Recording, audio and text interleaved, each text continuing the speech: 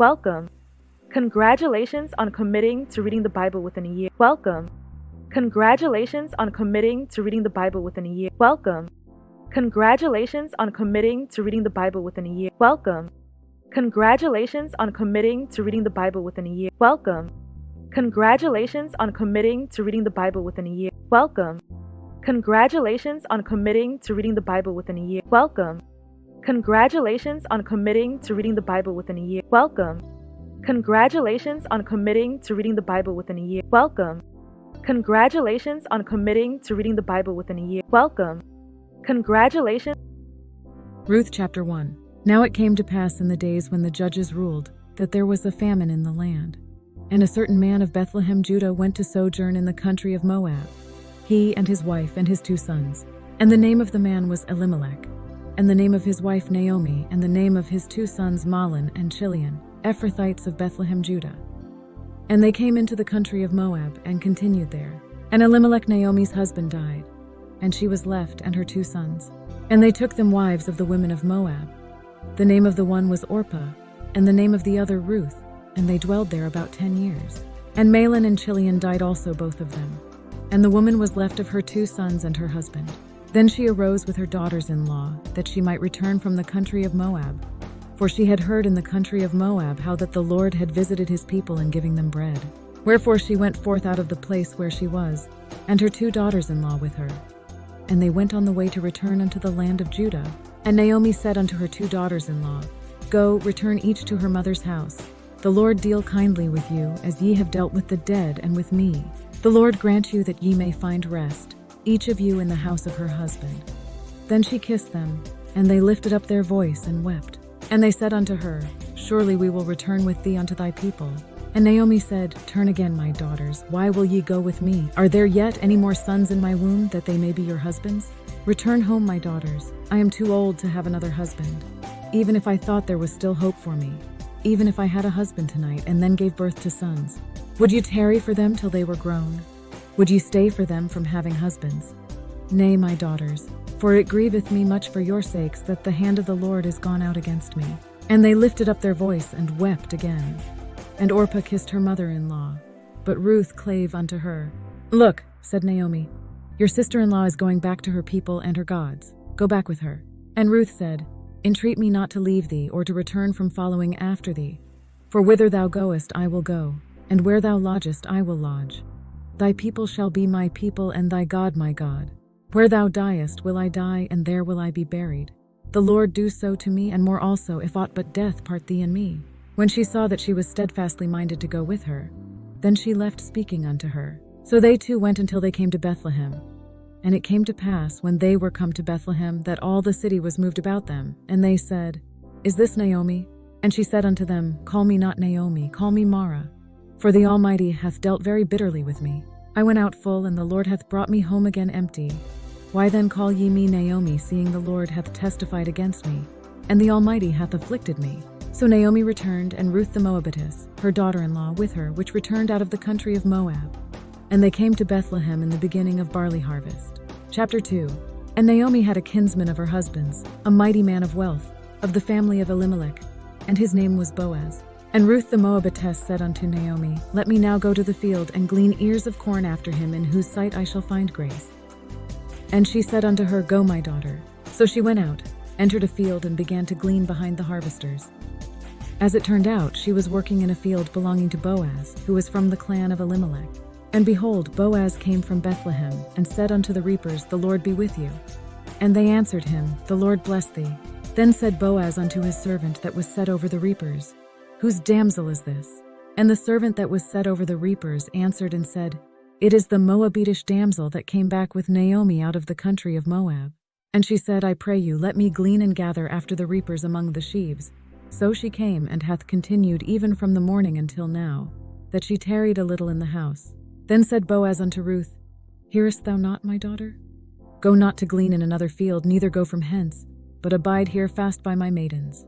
Let thine eyes be on the field that they do reap, and go thou after them. Have I not charged the young men that they shall not touch thee? And when thou art athirst, go unto the vessels, and drink of that which the young men have drawn. Then she fell on her face, and bowed herself to the ground, and said unto him, Why have I found grace in thine eyes that thou shouldest take knowledge of me, seeing I am a stranger? Boaz replied, I've been told all about what you have done for your mother-in-law since the death of your husband, how you left your father and mother in your homeland and came to live with a people you did not know before. May the Lord repay you for what you have done. May you be richly rewarded by the Lord, the God of Israel, under whose wings you have come to take refuge. Then she said, Let me find favor in thy sight, my Lord, for that thou hast comforted me, and for that thou hast spoken friendly unto thine handmaid, though I be not like unto one of thine handmaidens. And Boaz said unto her, At mealtime come thou hither, and eat of the bread, and dip thy morsel in the vinegar. And she sat beside the reapers, and he reached her parched corn, and she did eat, and was sufficed, and left. And when she was risen up to glean, Boaz commanded his young men, saying, Let her glean even among the sheaves, and reproach her not. And let fall also some of the handfuls of purpose for her, and leave them, that she may glean them, and rebuke her not. So she gleaned in the field until even, and beat out that she had gleaned. And it was about an ephah of barley. And she took it up, and went into the city. And her mother-in-law saw what she had gleaned. And she brought forth, and gave to her that she had reserved after she was sufficed. And her mother-in-law said unto her, Where hast thou gleaned today? And where wroughtest thou? Blessed be he that did take knowledge of thee. And she showed her mother-in-law with whom she had wrought, and said, The man's name with whom I wrought today is Boaz. And Naomi said unto her daughter-in-law, Blessed be he of the Lord, who hath not left off his kindness to the living and to the dead. And Naomi said unto her, The man is near of kin unto us, one of our next kinsmen. And Ruth the Moabitess said, He said unto me also, Thou shalt keep fast by my young men, until they have ended all my harvest. Naomi said to Ruth her daughter-in-law, It will be good for you, my daughter, to go with the women who work for him, because in someone else's field you might be harmed. So she kept fast by the maidens of Boaz to glean unto the end of barley harvest and of wheat harvest, and dwelt with her mother-in-law. Chapter 3. Then Naomi her mother-in-law said unto her, My daughter, shall I not seek rest for thee, that it may be well with thee? Now Boaz, with whose women you have worked, is a relative of ours. Tonight he will be winnowing barley on the threshing floor. Wash thyself therefore, and anoint thee, and put thy raiment upon thee, and get thee down to the floor. But make not thyself known unto the man until he shall have done eating and drinking. And it shall be, when he lieth down, that thou shalt mark the place where he shall lie, and thou shalt go in, and uncover his feet, and lay thee down, and he will tell thee what thou shalt do. And she said unto her, All that thou sayest unto me I will do. And she went down unto the floor, and did according to all that her mother-in-law bade her. And when Boaz had eaten and drunk, and his heart was merry, he went to lie down at the end of the heap of corn. And she came softly, and uncovered his feet, and laid her down. And it came to pass at midnight, that the man was afraid, and turned himself. And behold, a woman lay at his feet. And he said, Who art thou? And she answered, I am Ruth thine handmaid. Spread therefore thy skirt over thine handmaid, for thou art a near kinsman. The Lord bless you, my daughter, he replied. This kindness is greater than that which you showed earlier. You have not run after the younger men, whether rich or poor. And now, my daughter, fear not. I will do to thee all that thou requirest.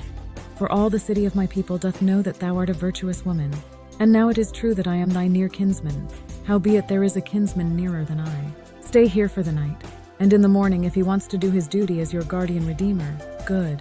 Let him redeem you. But if he is not willing, as surely as the Lord lives, I will do it. Lie here until morning.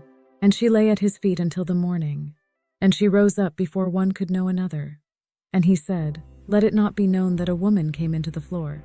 Also he said, Bring the veil that thou hast upon thee, and hold it. And when she held it, he measured 6 measures of barley, and laid it on her. And she went into the city. When Ruth came to her mother-in-law, Naomi asked, How did it go, my daughter? And she said, These 6 measures of barley gave he me. For he said to me, Go not empty unto thy mother-in-law. Then said she, Sit still, my daughter, until thou know how the matter will fall. For the man will not be in rest until he have finished the thing this day. Chapter 4. Meanwhile Boaz went up to the town gate and sat down there, just as the guardian redeemer he had mentioned came along. Boaz said, Come over here, my friend, and sit down. So he went over and sat down. And he took 10 men of the elders of the city and said, Sit ye down here. And they sat down. And he said unto the kinsman Naomi, that is come again out of the country of Moab, selleth a parcel of land, which was our brother Elimelech's.